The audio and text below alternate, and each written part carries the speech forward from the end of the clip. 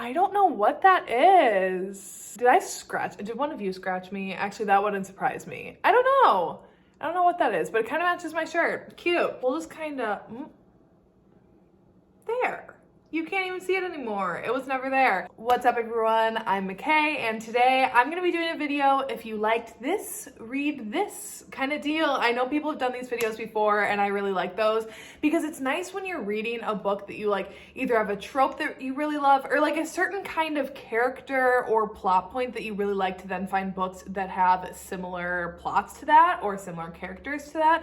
So I have a list today of 5 books / series that then to read if you've liked other 5 books / series. So I'm gonna kind of show the one that I think might be the more popular one, or that I've seen more people talk about, that then read this other one. But I'm not saying that then that the other one isn't popular or well known. It's just that I think maybe I see more people read one that I think would really enjoy the other. So that's it. I don't really have a long intro today. I don't really feel like rambling. Honestly, I'm like really just tired. I'm like just ready for bed already. So I'm not gonna ramble anymore. Let's go in. First up, we got literally one of my favorite books of all time. You know, I find a new video to cram it into, and that is Sweet Dandelion by Macaulay Smeltzer. So for these 2 books here, so if you like student-teacher, character-driven stories, and a broken heroine, these 2 books are going to be the 2 for you. So starting off with Sweet Dandelion, if you liked this one, or if you haven't read this one yet. So it is a student-teacher, age gap forbidden romance. This one follows Dani. She's a high school senior. However, she's like a 5th year senior because she did take a year off to recover after at her previous school there was a shooting and she was shot and injured and her mother was shot and killed. So she did have to take a year off to recover physically, but however, mentally she is still really working through that trauma. And she's moved into a new school with her older brother now because obviously she doesn't have a mother to take care of her anymore. So she moves in with her older brother. And at this new school, instead of attending one class period every single day, they've instead like put in a guidance counselor appointment for her every day to just be able to have someone to talk to. Wow, could you guys see that on camera? Her like dashing through over here. Anyway, so she starts meeting with Lachlan to, you know, help her work through things, and things go from there. This is a thick book. It's a very character-driven story, very focused on mental health and Dani's mental health and her journey for healing, not only from the trauma that she experienced from the shooting, but just other things that have happened in her life and how she needs to work through that. It's so beautiful. Literally one of my all-time favorite books. I tell like every person I know to read this book. Like I love it so much. So then when I started reading Crash Course by Alyssa Wilde, I was like, this is giving me Sweet Dandelion vibes. So this one follows Arden, who is a high school senior as well, and she's also a 5th year senior because she as well had a traumatic accident that she had to take a year off to recover from and is now back to finish high school. Except in her case, she was in a car accident. She was hit by a drunk driver and she was injured. The drunk driver was killed. Now she is going back to school after taking some time off to recover from that. But she's recovered physically, but not mentally. And when she starts going to school, she sees her new creative writing teacher, Henry, and she realizes, I know Henry. He was at the scene of the accident of Arden's car accident, not the driver, but he like came upon it on the accident and like helped and got her out of the car, and then went to visit her once in the hospital, but then like just dropped off the face of the earth from her, like left his phone number for her to like reach out if she needed someone to talk to, and he just completely ghosted her. And now she sees him again. Like the way that they interact and like work through her trauma through like her writing in this case, rather than like through therapy in the other case, it gave me very similar vibes. Again, Arden and Dani are both very like sad, not kind of antisocial, not really, just not like super bubbly and outgoing and like looking to make new friends. Like they are just both so like immersed in their own world that they don't really like interact with a lot of other people. They both just have so much healing inside to go through that's what like really vibed between these 2 books, that I thought that they felt very similar. And also just the relationship development, like it is very slow burn between the both of them. So again, like that felt similar, and just truly like the situation of them both having these very traumatic accidents in high school and then working through them and working on their mental well-being throughout the books gave very similar vibes. And the fact that they're both student teacher, my all-time favorite trope, they gave similar vibes. If you've read Sweet Dandelion and loved it as much as I do, definitely check out Crash Course by Alyssa Wilde. Okay, next. So I think out of these 2, like these 2 are both extremely popular books, but maybe if you have one on your TBR, like aren't aware that they are kind of like similar, maybe this will like push you to pick the other one up. So we're gonna start with It Ends With Us, which right now I see like literally everywhere on TikTok, even though like it is an older book. But why are you literally sprinting around? Can you please chill? She's like, has to get her laps in. What are you even chasing after? Are you playing a game in your mind? Are there invisible kitties to chase? So this one follows Lily, and she's living in Boston, and one night on top of a roof, she runs into Ryle, a neurosurgeon, and they kind of like hit it off, they're vibing, you know, whatever. But Ryle's only interested in one night stands, and Lily is like not that kind of girl. She's not into that. She's more of a relationship kind of girl. So they agree to like go their separate ways, and they do. And then they eventually circumstances like bring them back together, and they start vibing again, and they start like a relationship. However, as they're starting that, then Lily is also starting to like have some flashbacks or things remembered from the past from her childhood love, Atlas. And so we're seeing like that love as well. So it is kind of, so I say this is kind of love triangle-y. However, if you know the content of this book, you kind of know which one she should be with. And it's kind of going to be similar with the other one. So I will just say this is like a slight spoiler, but also I do think it is like a trigger warning. So you do kind of need to know going in that this book does deal with domestic violence. So the reason that I feel like this is kind of similar to Long Shot by Kennedy Ryan is because they both deal with our heroines going through domestic violence situations, and they have the partner that they are with, and then also the person on the outside that is like sticking by their side and like helping them out and helping them get through it. So Long Shot by Kennedy Ryan. This one follows Iris, and one night when she is out at a bar watching a basketball game, she meets August, who is an NBA player, and they hit it off at the bar. They're like having a great time, vibing, really getting along, really connecting. However, at the end of the night, when August asks her to go home with him, she says no because she does have a boyfriend, and they just like go their separate ways, you know, whatever. And then the next night they end up bumping into each other at said game, and they find out that Iris is dating August's longtime basketball rival. I think is his name Caleb. I don't know. His name should just be Trash Can because he is trash. He's garbage, and Iris is with him. However, that is obviously not a good situation, similar to Lily in her life. They also have certain events that come up that kind of keep them, without getting too spoilery, they kind of, you know, keep them in these situations maybe for longer than they would have been. I don't know. I really don't want to say too much, but if you've read both these books, I think you maybe know why, like I say that they are like kind of similar. But if you haven't and you've only read this one, definitely read this one. And if you have only read this one, I think you'd like this one. So yeah, I mean, this one is obviously a sports romance. This one is not. This one is a little more women's fiction. I'd say this one is maybe like a little more romance, but also like pretty women's fiction-y. They're both hard to read. They both have scenes of domestic violence that are written that are like horrible to read. I would say this one's like a little more graphic. So definitely... Like, I mean, both of the men are garbage. No, not my King August West. But, I mean, Trash Can and the one in here are both garbage. But I'd say, like, this one is, like, next level garbage. I don't know. But they're both trash. Both featuring trash men and beautiful men. And then an iconic woman. Definitely, if you've read both of these, I feel like you might understand why I put them side by side. But, yeah, so good. Such good books. 2 of my top books of last year. Okay, next is going to be a series recommendation. So I'm sure almost every single person has heard of these books, the Off-Campus series by Elle Kennedy.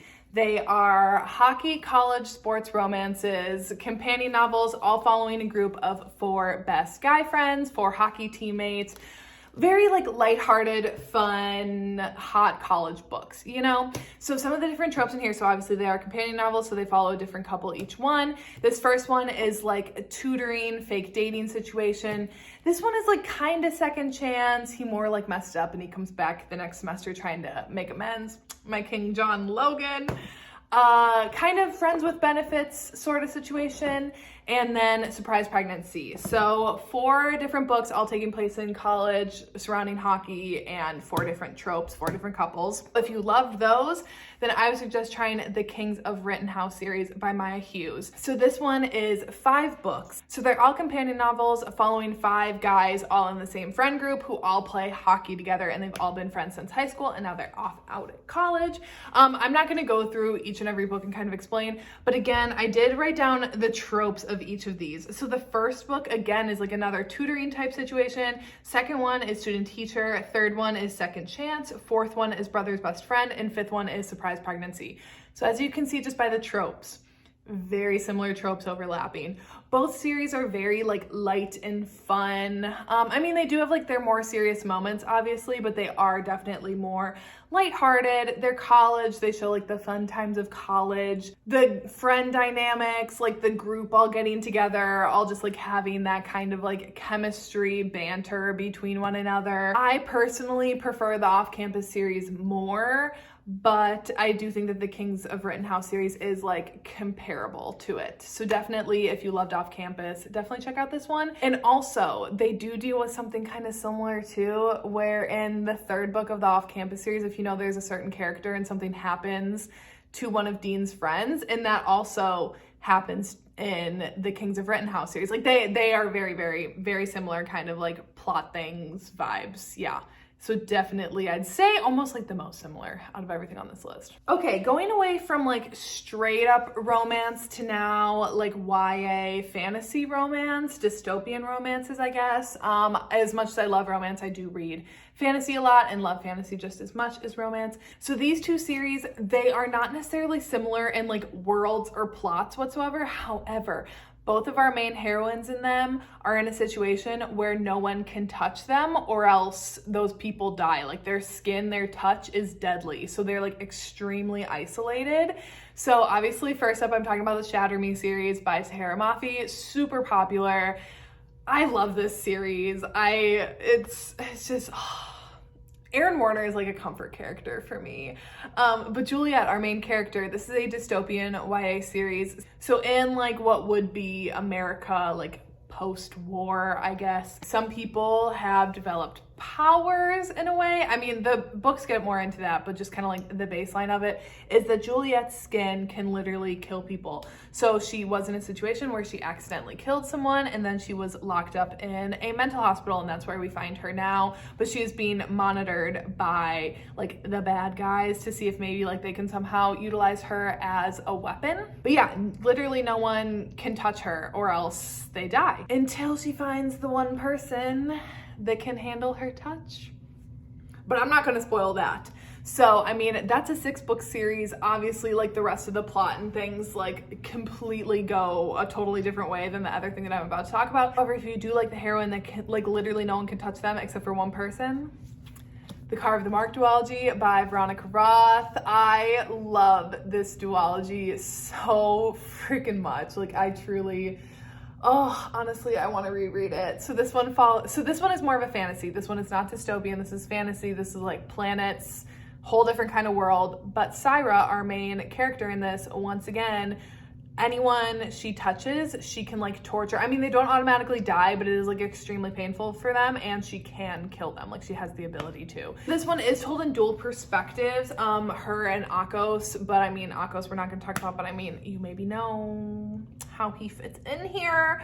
But no one can touch Syra, but her brother uses her as a weapon. Like her brother is kind of a piece of garbage, and her brother uses her as like his little torturing device. Basically, like he carts her around and displays her out to be like, you want to mess with me? Yeah, well, my sister will literally like torture you.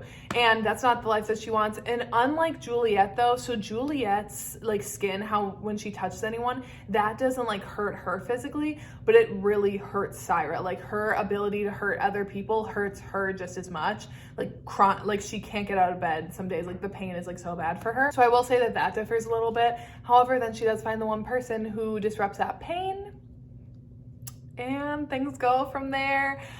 This is a duology. I didn't grab the second book off. So if you did like Juliet's character in the Shatter Me series, similar like circumstances kind of to Syra. However, like between the two characters, I do prefer Syra. I do really love that series though, overall. So yeah, just something kind of different to throw in all of your romance reading, to give it a try maybe. And lastly, so I don't know which one of these would be like the first one that maybe most people have read.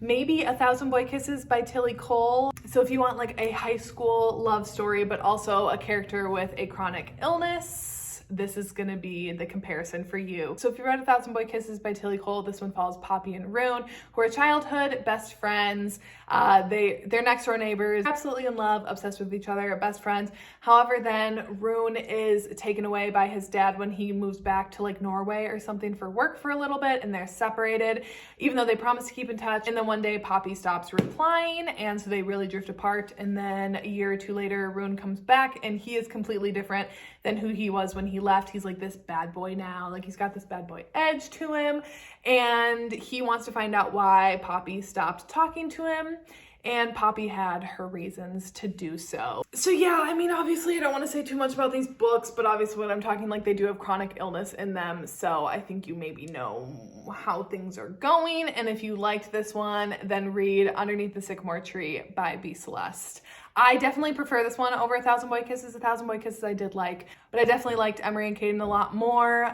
So this one is kind of similar in the way of like the chronic illness. Wait, would it be chronic? Or, oh my God, no, it wouldn't be chronic illness. I'm so sorry. Terminal illness. And then also like the bad boy, good girl vibes, because Caden is a bad boy and Emery is a good girl. So they're in high school. However, this one, they are step siblings. So Emery's dad marries Caden's mom, and Caden has just a lot of anger. He has like a lot of underlying issues that then when Emery moves in with her dad and stepmom and Caden, he takes a lot of that out on her. So again, it's very similar to how when Rune comes back, he's like angry, mad at the world. Caden's kind of the same way. I think Caden's anger is a little more justified, but that's not for me to judge. But the circumstances surrounding Emery and Caden's relationship is very similar to Poppy and Rune's and the future of their relationship. So yeah, I don't want to say anything more about these because again, like I already feel like sometimes I tiptoe too far towards spoiling things. So I'm gonna shut up, but definitely read these two if you've loved one and haven't read the other. I think you'd like really enjoy the other. All right, that's it for today. Kind of again, was this a shorter video? I don't know, it felt shorter filming because a lot of the times I ramble, but I hope that you guys enjoyed this anyways. So yeah, that's it for today, and I will see you when I see you.